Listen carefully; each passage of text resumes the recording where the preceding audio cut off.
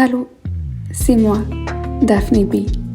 Vous écoutez Choses sérieuses, ma chaîne YouTube sur la culture web, pop, le maquillage et autres choses sérieuses.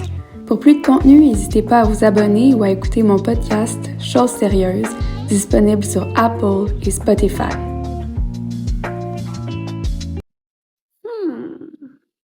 Depuis un petit bout, on fait beaucoup référence à un style de vidéo disséminé sur TikTok. On parle de l'esthétique core.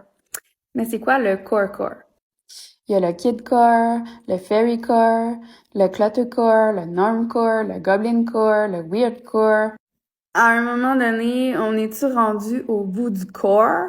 On utilise souvent le suffixe core comme modificateur pour aller décrire un type d'esthétique. Par exemple, et là j'invente, mais mettons que je suis fan de Marilyn Monroe puis je me dessine toujours une mouche ici, ben on pourrait parler de Monroecore. En principe, les vidéos core, ce sont des montages, des collages de plusieurs vidéos, mimes, images, avec en background une espèce de musique hyper dramatique, triste qui vient chercher nos émotions. Moi, je trouve que ces vidéos-là vont communiquer un effet de surcharge informationnelle. Il y a un montage hyper rythmé, puis on présente un contenu médiatique qui est très divers. Ça exprime un peu le chaos du monde, l'abondance de contenu médiatique qui nous entoure. By the way, je sais pas si vous savez qu'au Québec, on a le pire néologisme pour parler de surcharge informationnelle, donc information overload. On dit de l'infobésité.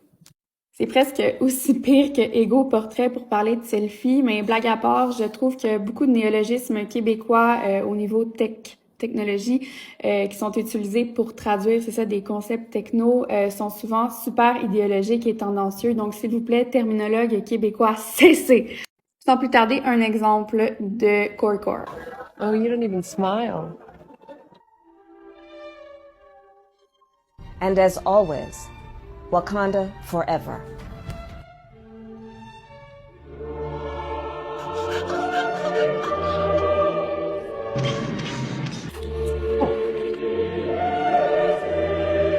On a l'impression d'avoir affaire à une critique sociale, parfois anticapitaliste, mais je dirais que le format du contenu convertit cette critique-là en simple divertissement. C'est une esthétique. Je dirais même que cette esthétique-là, elle est quand même plaisante. Bizarre à dire, mais le sentiment de fin imminente magnifie nos émotions et ça fait en sorte qu'on se sent vivant. C'était ma capsule Choses sérieuses. Si vous avez aimé, n'hésitez pas à liker, à vous abonner ou à commenter. Suivez-moi sur Instagram à Choses sérieuses ou peu importe où je me trouve, aka lisez mes livres. Bisous!